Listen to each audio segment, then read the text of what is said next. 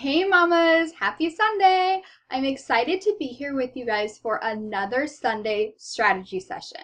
If you read the subject line of the email, we're talking today about a two-part productivity hack that you can use in your life and in business or in any area that is feeling a little clunky, a little rough and choppy, and something that you feel like needs to be streamlined. So, before we get started, I am going to use a buzzword that we all hear a lot, and it's probably a scary one, and it's probably an overwhelming one, but we're going to be talking today about systems. Now, systems scare everybody because A, no one knows what the heck that means, and B, once you read the definition that everybody kind of throws out there, it just makes you feel more and more overwhelmed. So I'm going to break it down in a way that's really understandable for you. We're going to talk about first why you need them, and then we're going to talk about an example that you kind of always already do in your life, and then we'll give you kind of a business example. That's all talking about part one today, and then part two is just scheduling it. You know, I'm all about that. So part one of this productivity hack is developing a system, which I'm going to teach you how to do in a really simple way, and part two is getting it on the schedule. Easy peasy, right?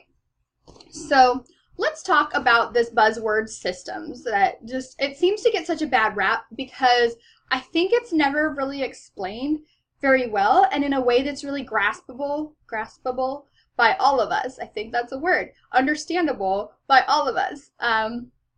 So when you read a business definition of the word systems, it's going to say scary stuff like a repeatable process that's systematically blah, blah, blah, right? And we don't care about that.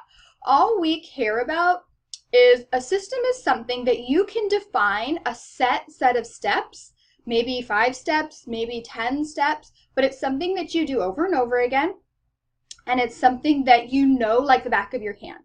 So it's something that's repeatable, okay? Now, the why behind a system is the fact that there is nothing that leads to being burnt out and nothing that leads to losing your focus and your motivation like unintentional repetition. So this is doing stuff over and over again that you're not consciously motivated about. So that's the difference between a system, and I'm going to explain that.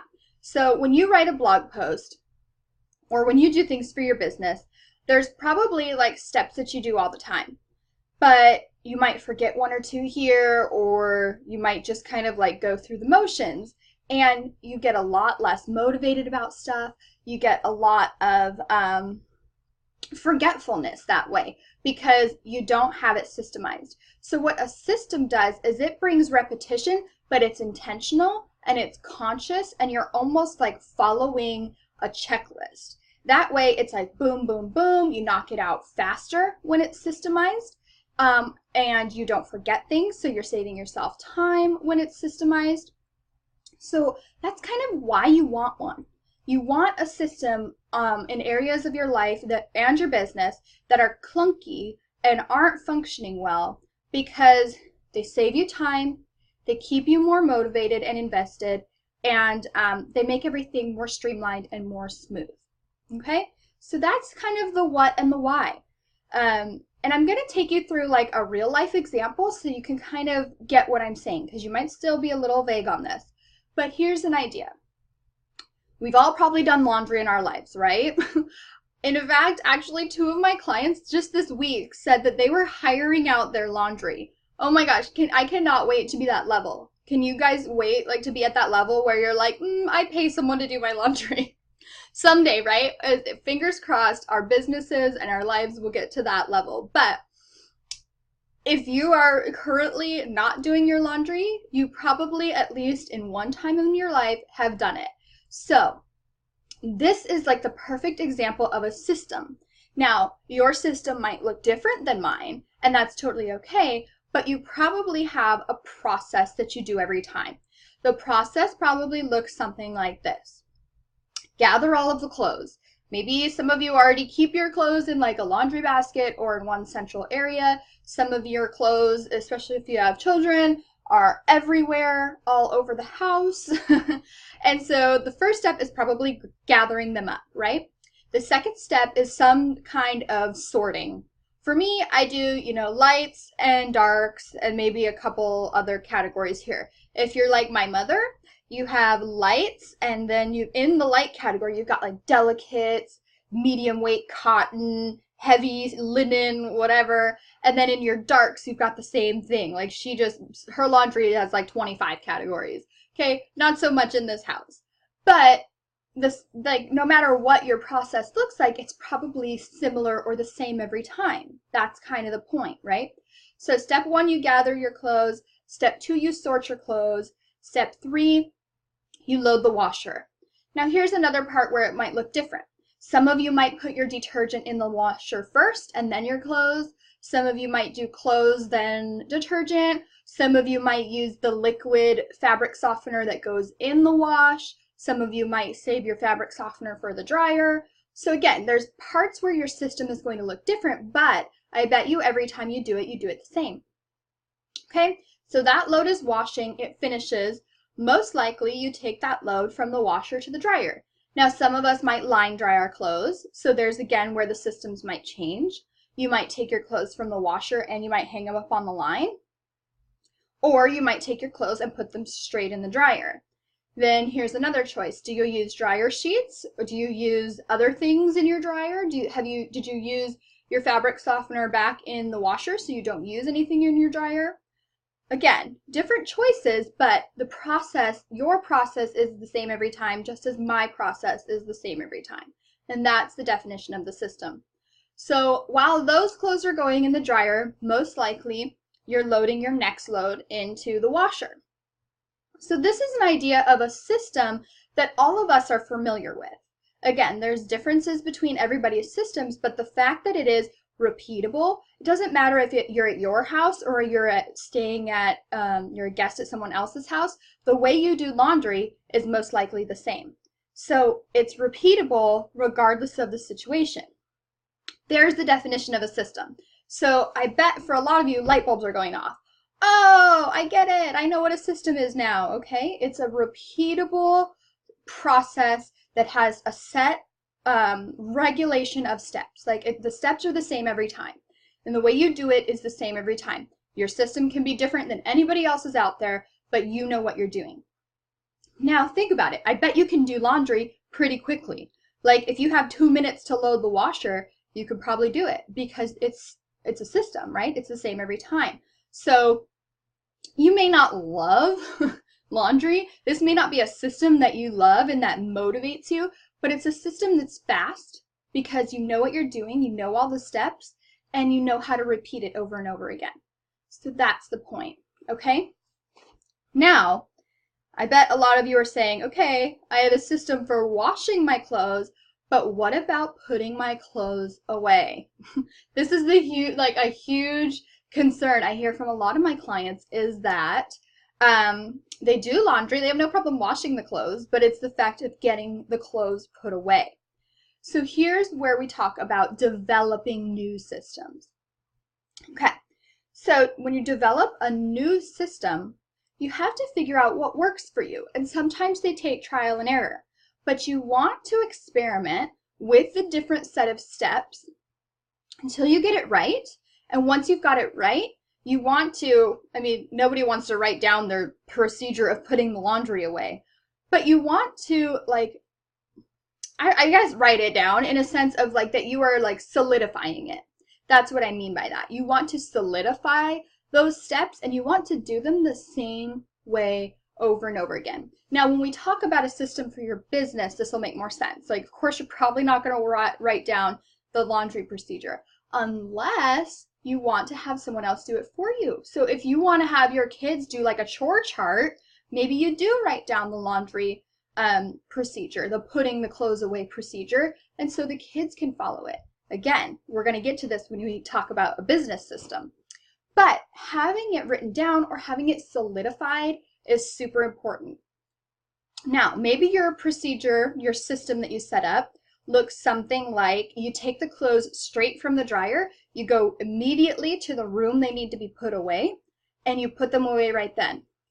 My mother-in-law's system, she folds each piece of clothing as it comes out of the dryer. I've never seen that before. Some of you are probably like, duh, but I always like throw it back in a laundry basket and then go fold it. She like literally folds it as it comes out of the dryer, stacks it on top of the dryer, takes that folded stack straight from the dryer to the room that it goes in. And while she's folding them on top of the dryer, she's sorting them like into which room they go into. Like, okay, that's awesome. That's even way more organized than me. But the thing is, she does it the same way every time.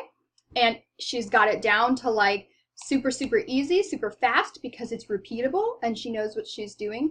And so that unconscious repetition is taken out. You know, it keeps her motivated, it keeps her focused, it keeps her engaged in the task. All right. And we've talked a lot about folding laundry, and a lot of us are probably like, I did not want to talk about this on this Sunday strategy session.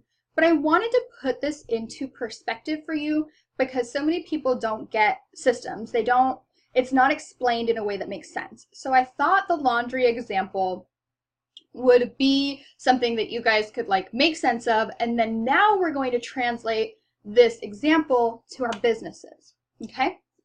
And there's some key like points that I hit on in the laundry example that I want to transfer to when we're talking about our business. So what I want you guys to do is highlight or identify an area of your business that is a little clunky, that isn't functioning as smoothly as it possibly could, is not streamlined. For a lot of us, this is email. For a lot of us, this might be the system of writing blog posts.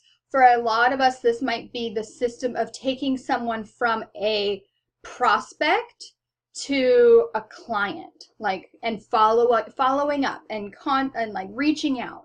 And so all of those can be a big system, like first point of contact, reaching out, following up, client offboarding, if you send a client gift. So that's a big one. But you want to identify it. You want to write down all the steps. Again, this takes a little experimenting. And don't get down on yourself for how much time it takes trying to figure this out. Systems aren't something that are in place overnight, especially good systems that you like, because that's a key. Like, no one loves putting away laundry. No one loves doing laundry, but there has to be a reward for it.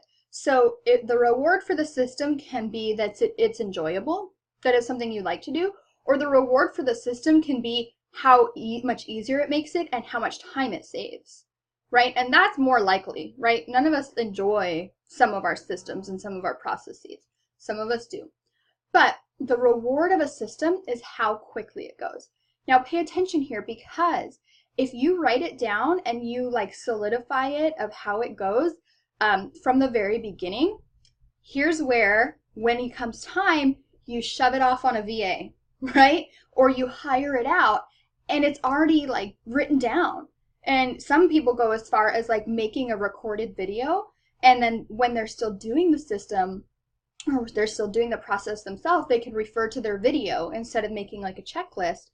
But when it comes time to hire a VA, they've already got the system down. They don't have to train anybody, and they don't have to figure out like how they do it, right? They've already got it. They're just like, click, send this file, send this checklist. Here, VA, you now do my blog posts. You now manage my email, and this system's already defined and done. So not only does this process help you, it can help grow your business because you can have somebody else do it for you. So we spent a lot of time on step one or part one, but that's the part that like needs to be defined. Part two, get it on your schedule. Okay, just get it on your schedule. Systemize it, schedule it. Done. When you're doing a system and while you're working it out, time it. How long does it take you? And as you get faster and more efficient with your systems, it'll take you less and less time. So maybe when you first get it on your schedule, it takes an hour. After a month or two, it takes you 20 minutes. You freed up more time. So that's all I've got for you guys, and I just want to help you out with this. Systemize it, schedule it. As always, reply if you have any questions, and I hope this has been a great strategy session.